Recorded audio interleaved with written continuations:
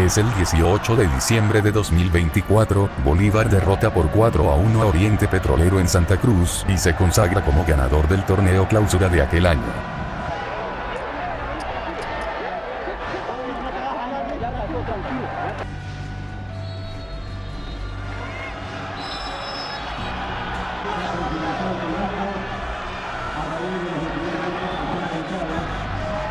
Días más tarde, el 22 de diciembre de 2024, Bolívar le ganaría la final del campeón nacional a San Antonio de Bulo y se convertiría en el único campeón nacional de esta gestión.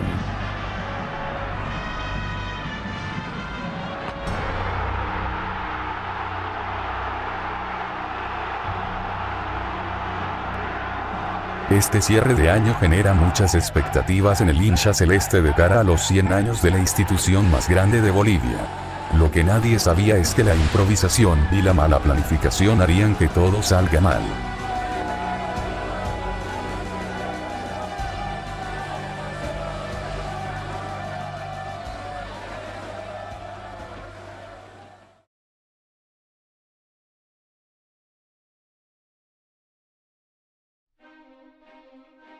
Empezamos el 2025 con algunas bajas, debido a que se da la salida de jugadores como Renzo Orihuela, Fernando Saucedo, Alfio Oviedo, Javier Uceda, Anderson de Jesús, Roger Coronado y también el retiro del jugador Alex Granel.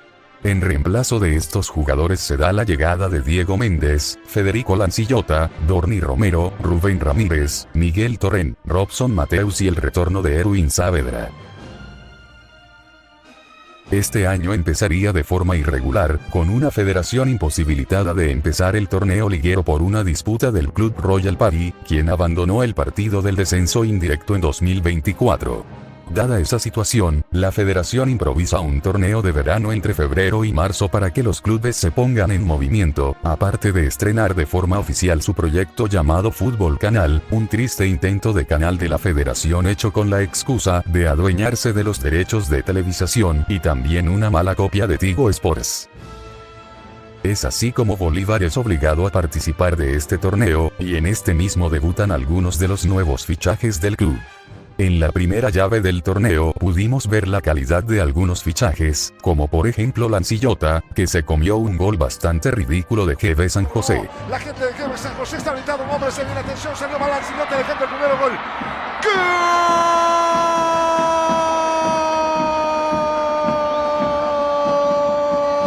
¡Gol! Dicho gol sería la muestra de la calidad de este jugador. Tras unas 4 llaves de este torneo, Bolívar se consagraría campeón tras vencer a Blooming en la final, siendo este el primer torneo disputado y ganado de la temporada. Muchos creían que, pese a que el año pasado tuvo ciertas complicaciones, este año se podría jugar mucho mejor y a lo Bolívar, pero nada sería más cerrado que eso.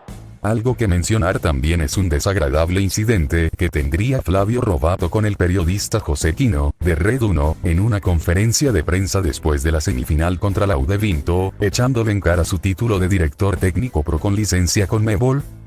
Entrenador, ¿cómo le va? José Quino, le saludo para Red 1. Fabio, ¿cómo estás? Es placer Director técnico, título profesional, licencia Conmebol pro, entrenador, no, ya me dijiste 2 veces ese, tenés que ser respetuoso. Director técnico, ¿cómo le va? Le quería consultar. Como si no fuera lo único. Luego buscaría al periodista con palabras soeces para pelear, lo cual le haría ganar el mote de entrenador.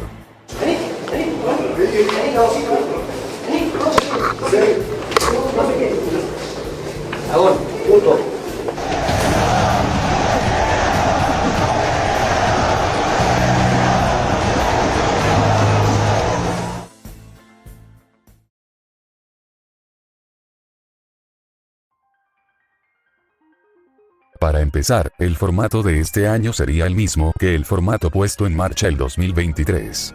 La liga sería de formato largo, lo cual significaba que, si se perdían puntos, sería muy peligroso para el club en su intención de retener el título de campeón nacional, y, paralelamente, habría una copa con el formato de eliminación. Sin embargo, esta copa no sumaría el palmarés de títulos. En abril llegaría nuestro debut en la Copa Libertadores. Nuestro grupo estaba conformado por Palmeiras de Brasil, Cerro Porteño de Paraguay y Sporting Cristal de Perú. Nuestro primer partido sería frente a la Azulgrana, un partido de alta dificultad después de 3 meses. Bolívar lo comenzaría ganando, pero debido a la incapacidad de Lancillota y una lesión rápida de Torrent, Bolívar caería en la nueva olla por un 4-2, donde los golazos de Ramiro Vaca no serían suficientes para evitar la derrota. Esto marcaba un mal inicio en el aspecto internacional, pero solo sería el inicio de todo esto. Días después de la caída, Bolívar debía ir a jugar a Tarija frente a Real Tomayapo, recordando que, de caer, esto tendría consecuencias al final del torneo. Lastimosamente, en un partido paupérrimo, Bolívar sería derrotado por el conjunto chapaco con un marcador de 2-1, pero no se le daría importancia a esta caída por ser la segunda fecha, lo cual fue un gran error. Todos estaban esperando el gran 12 de abril, un día antes del partido contra Wilstermann se realizó una verbena, a forma de esperar las 12 de la noche entre hinchas celestes, una actividad hecha con iniciativa propia de la hinchada y casi sin participación de la dirigencia. Llegaba el 12 de abril de 2025, 100 años de la fundación del equipo más grande de Bolivia, un equipo que se había ganado un nombre importante en el continente sudamericano, una institución que representaba a más de la mitad de todo el país. Aquel día jugaríamos frente a un Wilstermann que estaba muy lejos de aquellos años donde daba pelea en La Paz, lo cual hizo que la fiesta siga y termine con un resultado favorable a Bolívar por un 5-1. Esto hacía olvidar las caídas en Paraguay y Tarija, ya que, más allá del mal momento que se avecinaba, lo importante era festejar los 100 años del club. Pasó el tiempo y se dieron resultados en su mayoría negativos, por citar algunos como el 2-3 contra Palmeiras en La Paz, donde los errores de Jairo Quinteros y Federico Lancillota nos costaron dicho partido. Un vergonzoso 3-2 frente a Wilstermann por Copa Paceña, donde Bolívar no pudo ni aumentar o sostener la diferencia de goles que tenía y terminó derrotado. Un 2-1 frente a Sporting Cristal en Perú, donde lamentablemente se pierde con errores del arquero Cordano y con una oportunidad de gol clara que fallaría Dorni Romero, y un empate de 1-1 frente a Universitario de Vinto en Cochabamba, donde Fabio Gómez fallaría 2 penales al final del partido.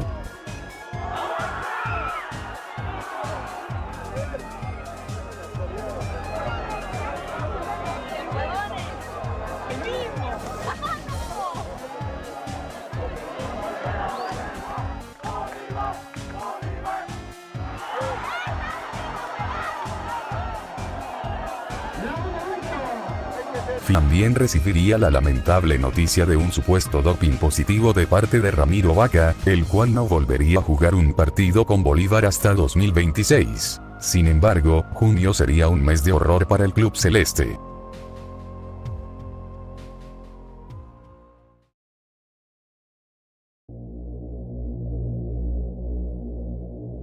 Empezamos el mes con una derrota que incluso generaría polémica. El infame partido frente a GB San José en La Paz. Lo controversial de dicho encuentro es que se aprobó que se jugase dicho partido durante el receso por las eliminatorias.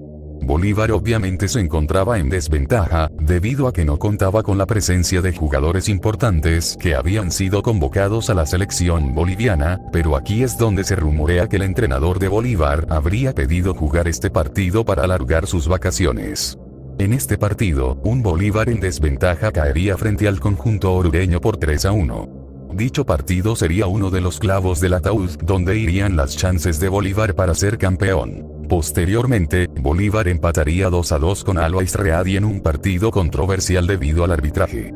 No podemos negar que el equipo de la Mafia Roja, como se llama su barra brava, tuvo una notable ayuda de parte del arbitraje, donde se convalida un gol con la mano del equipo alteño.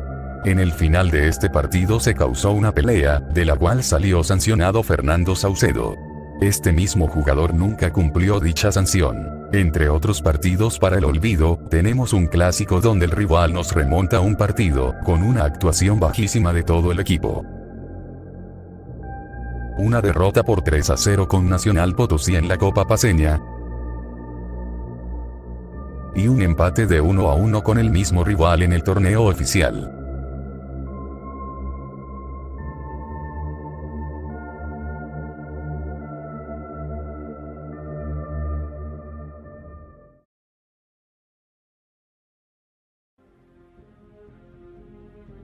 Pasamos a julio, donde Bolívar tendría cambios en la plantilla y llegarían jugadores como Santiago Echeverría, Martín Cauterucho, Ignacio Gariglio, Damián Batallini y Daniel Cataño, siendo estos últimos jugadores importantes para cambiar el año del club. En este mes, Bolívar acabaría con su mala racha y golearía por 4-0 a Independiente, siendo Bolívar llegaría a eliminar a Cienciano de Perú en los octavos de final de la Copa Sudamericana. Ganaría su primer clásico del año. Pero lastimosamente en este mismo mes también sufriría 2 partidos que serían determinantes al final del año en la lucha por el torneo liguero. A inicios de mes caería en Oruro frente a Real Oruro por 3-1, siendo este un pésimo partido donde Bolívar no podría ganar pese a que Real Oruro tenía un hombre menos, y también un empate frente a Wilstermann, donde nuevamente no pudo sostener su diferencia y terminaría empatado en los últimos minutos. Tal como lo dije antes, todos estos partidos tendrían consecuencias en diciembre.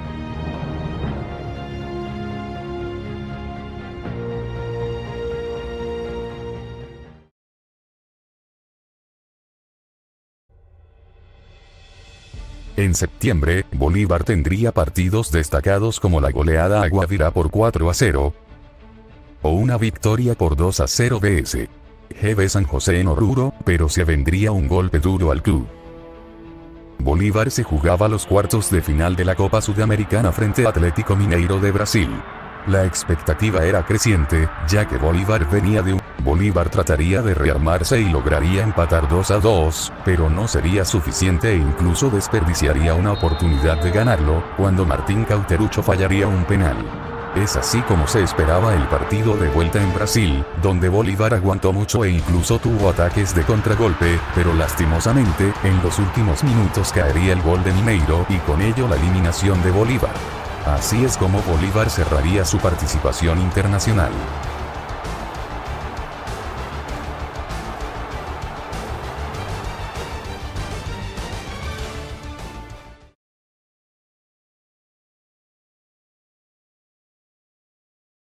Entre octubre y noviembre, Bolívar cosecharía victorias importantes tanto en la Liga como en la Copa, destacando el 2-7 frente a Real Tomayapo por la Copa Paceña en Tarija, un 2-1 agónico frente a Blooming en Santa Cruz, un 6-1 frente a Aurora en La Paz por el torneo liguero, y también eliminar a San Antonio en los cuartos de la Copa Paceña, además de una victoria de 3-5 en el clásico por Copa Paceña.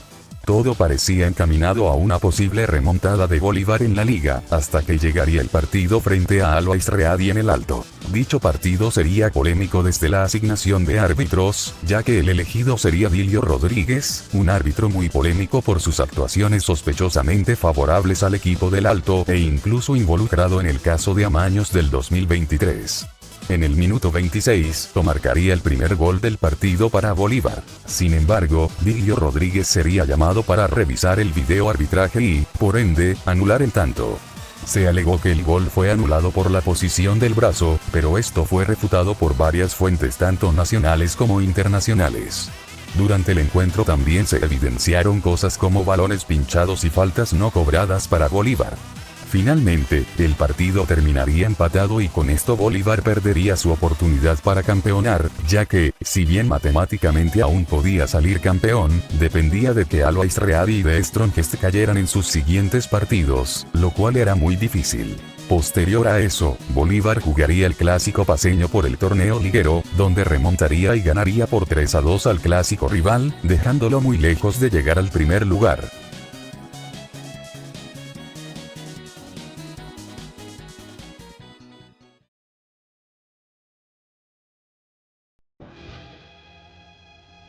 Llegando a diciembre, Bolívar seguiría consiguiendo victorias que no lo dejarían lejos del puntero, pero ya casi sin chances matemáticas de ser campeón.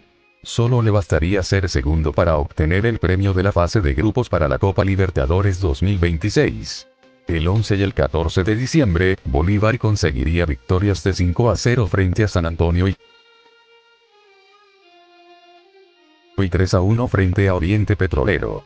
Sumado a esto, está la caída del clásico rival frente a Real Tomayapo en Tarija, con lo cual lograría obtener el segundo premio de la Copa Libertadores, y cerraría el torneo liguero como segundo con 68 puntos, quedando a 3 puntos del campeón, que sería Always Ready, por cierto, un campeón muy polémico como nunca se había visto antes. También, para casi cerrar este mes, estallaría la polémica con Sebastián Viviani, un juvenil surgido de Bolívar que declaró que le gustaría jugar en Bolívar, pero no volvería mientras Flavio Robato esté como DT, lo cual generó rechazo en algunos hinchas, que interpretaron las palabras del joven jugador como un ataque a la institución y, a su vez, otras respuestas tanto de exjugadores, padres de familia o incluso del propio club.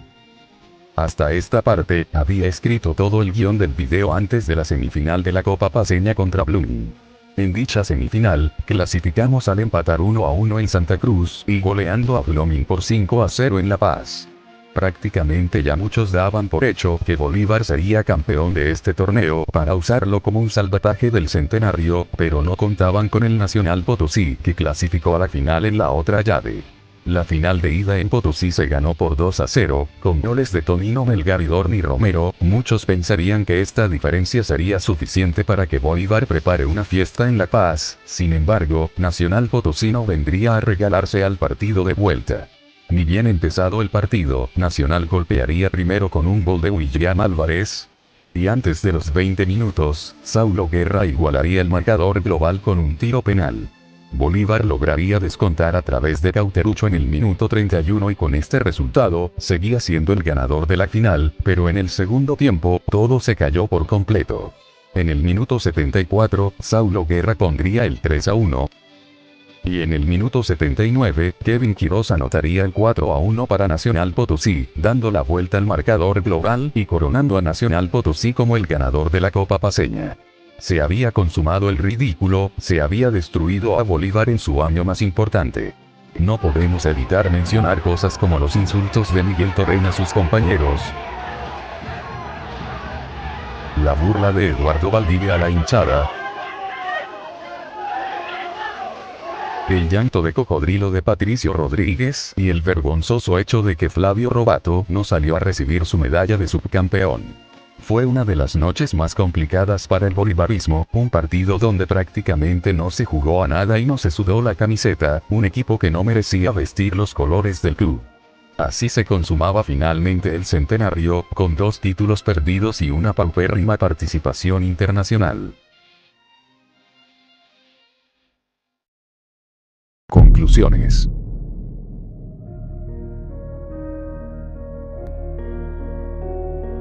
Bolívar tuvo un año con altibajos, pero sobre todo con un mejor segundo semestre.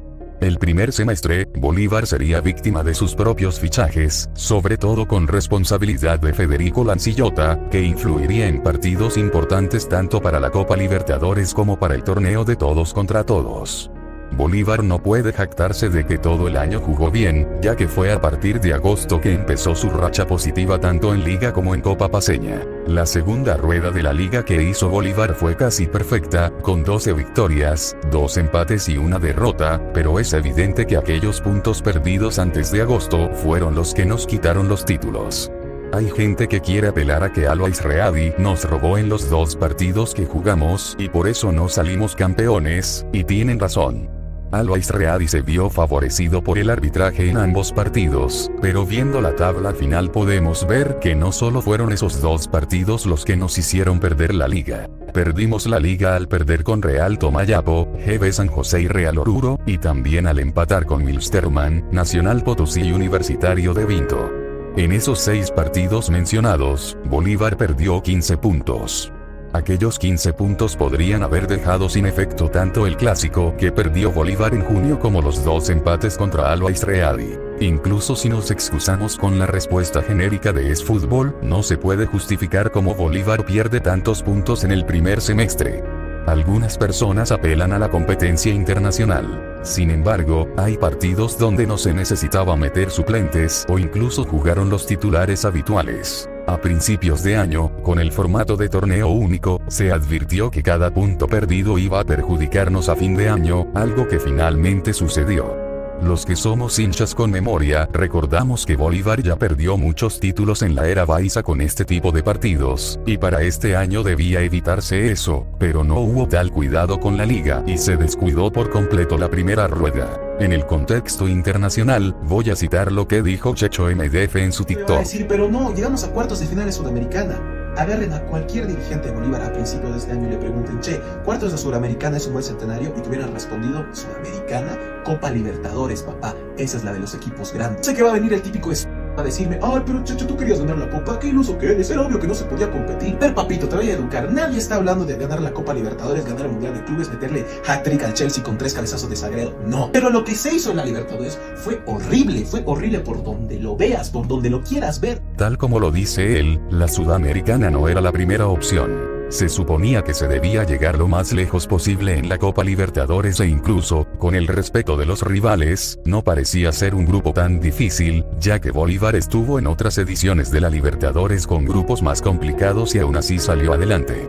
Se llegó a la Sudamericana por rebote y se eliminaron a equipos que tal vez no representaban un riesgo real.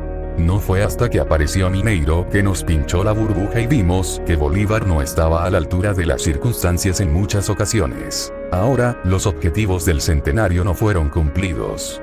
Estos objetivos fueron planteados hace ya 4 años, en 2021, por el mismo Marcelo Claure. En el aspecto nacional, no se cumplió la meta de un título por año ni se logró el tricampeonato, aunque esto también se debe a que la liga cambió su formato en estos años.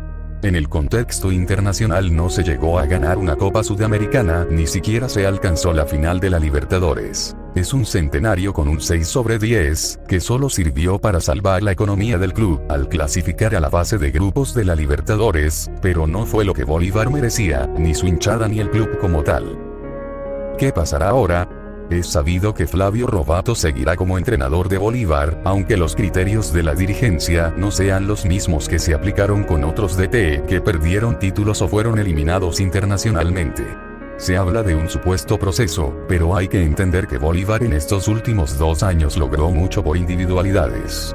El llamado rovatismo no ha dado frutos y, si se le quitan jugadores claves como Ramiro Vaca, Robson, Battaglino Cataño, difícilmente podría lograr algo. Además, entre 2022 y 2024 el equipo funcionó gracias a una base armada en la era Sago.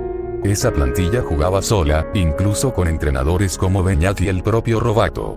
En 2025, ya con todo a cargo de Rovato, llegaron fichajes de muy bajo nivel. Lo que se debería hacer es cerrar ciclos, a nivel dirigencial, con algunos jugadores y también con Rovato. Se forzó un proceso que nunca terminó de despegar, la dirigencia se separó totalmente del hincha y ni qué decir del equipo de marketing, que alejó al bolivarista de la cancha. Espero que te haya gustado. Eso fue todo. Deja tu like, comentario y suscripción si te gustó el video. Soy el tío académico y puedes seguirme en mis redes oficiales.